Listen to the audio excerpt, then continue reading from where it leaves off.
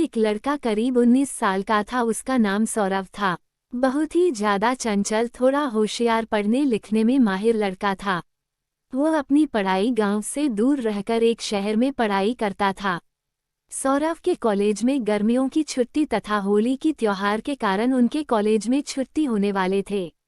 वो कोलकाता शहर से अपना घर झारखंड के रांची जिला में आने वाला था।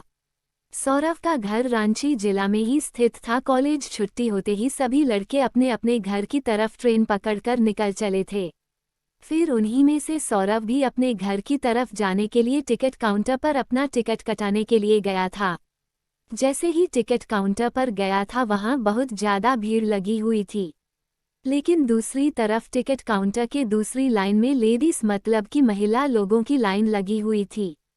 ट्रेन बहुत जल्द ही आने वाली थी, जिसका हमसे सौरभ को भी जल्दी में टिकट कटाने की जरूरत थी है। वो जब टिकट काउंटर पर गया तो देखा कि बहुत ज्यादा भीड़ होने के कारण वह बहुत पीछे लाइन में लग गया था। सौरभ को लग रहा था कि अब टिकट मिलना मुश्किल ही नहीं, नामुमकिन है, क्योंकि ट्रेन आने में मात्र 10 मिनट ही बाकी थे और करीब 100 लोगों की लंबी लाइन लगी हुई थी टिकट काउंटर में। वो जल्दीबाजी में टिकट कटाने के लिए कोई तरकीब सोच ही रहा था कि उसे एक लड़की दिखाई दिया। वो लड़की भी ना टिकट लेने के लिए महिला वाली टिकट काउंटर वाली लाइन में लगी हुई थी। वो लड़की भी रांची जाने वाली थी और उनके पास पेन नहीं था टिकट फॉर्म भरने के लिए। ऐसे में सौरभ की ऊपरी पॉकेट में कलम देखकर वह लड़की कहती है कि कृपया मुझे थोड़ा सा कलम दीजिएगा, मुझे भी फॉर्म भरना है टिकट खरीदने के लिए। उसके बाद सौरभ कहता है, मैं लिखने के लिए कलम तोड़ दे दूंगा, लेकिन कृपया करके मेरे भी टिकट वश में भाग लीजिए। आप भी उसी स्टेशन तक जाएगा जिस स्टेशन से मुझे घर जाना है। तभी वह लड़की पूछती है कि आपको कौन सा स्टेशन पर जाना है। उसके बाद सौरभ कहता है कि मुझे झारखंड के रांची स्टेशन तक जाना है। फिर उसने वह लड़की भी कहती है, मुझे भी झारखंड के रांची डिस्ट्रिक्ट रखी जाना है। फिर उसके बाद सौरभ कहता है कि एक ही टिकट में मेरा भी नाम बाहर लीजिएगा, मुझे भी टिकट मेले में आसानी हो जाएगी और फिर हम लोग उसी टिकट से अपना सफ़र तय कर लेंगे। लड़की सोनू का बात मान जाती है। वो कहती है कि ठीक है, मैं आपका टिकट अपनी टिकट नहीं मिला कर ले लूंगी। फिर सौरभ अपने पॉकेट से पैसे निकलता है। उस लड़की को देखा है ताकि वो टिकट उसके बदले भी कटाते हैं। हम दोनों आदमी टिकट लेकर दौड़े दौड़े ट्रेन के पास आता है। जैसे ही ट्रेन में दोनों आदमी चलते हैं, ट्रेन को 1 मिनट में अपना इंजन चालू करके चल पड़ती है। हम सांवरा और वह लड़की दोनों चैन की सांस लेते हैं और दोनों आमने सामने वाली सीट में बैठकर बातें करने लगते हैं। हावड़ा स्टेशन से रांची स्टेशन जाने के लिए करीब करीब 8 से 9 घंटे लगते हैं और वह भी यह सफ़र रात का सफ़र होता है। वही वहां से ट्रेन है, रात में ही चलती है। ऐसे में दोनों को बातचीत करने के लिए मौका मिल जाता है। दोनों अपनी अपनी सीट पर बैठकर दोनों एक दूसरे से बातचीत करना शुरू कर देते हैं। गाड़ी चलते ही थोड़ी देर होने के बाद वह लड़की कहती है कि मुझे खाना खाना है, मुझे भूख लगी है। तभी सारा कहता है, जी ठीक है, आप खा लीजिए, मैं बाद में खा लूंगा, मुझे अभी भूख नहीं लगी है। इतना सुनते ही वह लड़की भी कहती है कि जब आप खाएगा तो ही मैं खाऊंगी।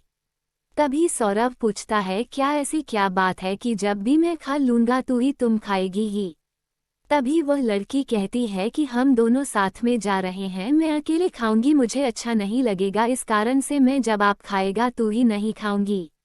दोनों में बातचीत शुरू हो जाती है और उस लड़की का नाम पूछता है। वह लड़की अपना नाम शोभा बताते हैं। तभी वह लड़की कहती है कि मुझे तो आपका नाम पहले से ही पता है। उसके बाद सौरभ कहता है कि आपको मेरा नाम कैसे पता चला है। तुम्ही शोभा कहती है कि आपने अपना नाम और उम्र टिकट बनाते समय बताया था और वह टिकट अभी भी मेरे पास ही है, इसी कारण से मुझे आपका नाम पता है।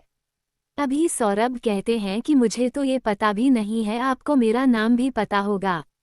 मुझे तो याद भी नहीं है कि मैं अपना नाम आपको कभी बताया भी होगा। भी वह लड़की कहती है कि आपने तो बताया था, मुझे अभी भी जानती है। रात बहुत ज्यादा हो जाता है, दोनों अपनी अपनी सीट पर सो जाते हैं। सुबह के 3 बजे नींद टूटती है दोनों का।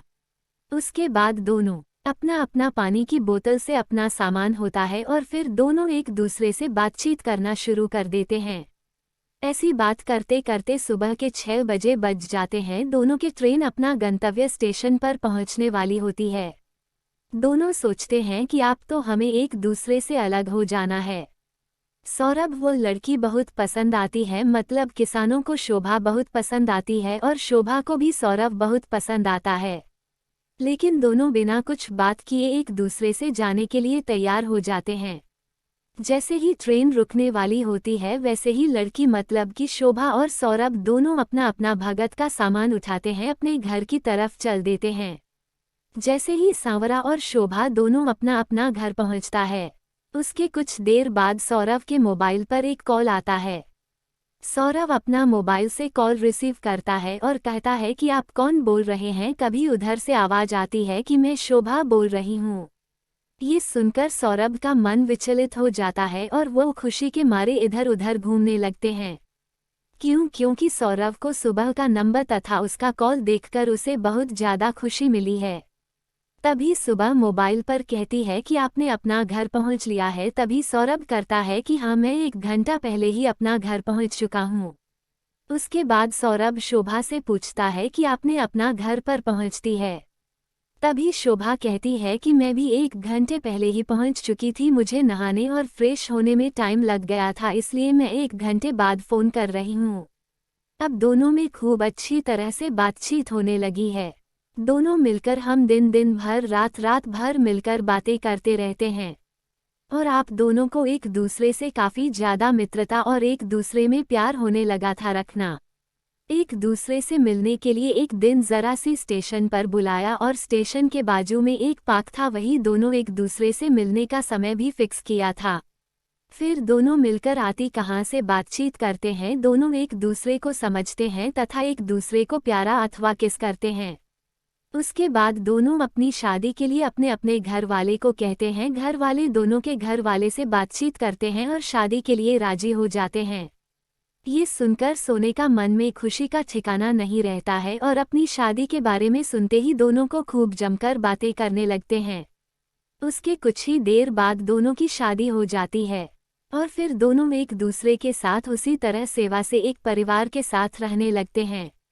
दोनों का रिश्ता एक बहुत ही ज़्यादा बेहतरीन और बेहतर ढंग से निभाया जा रहा था, क्योंकि दोनों एक दूसरे से बेहद ही ज़्यादा प्यार करते थे।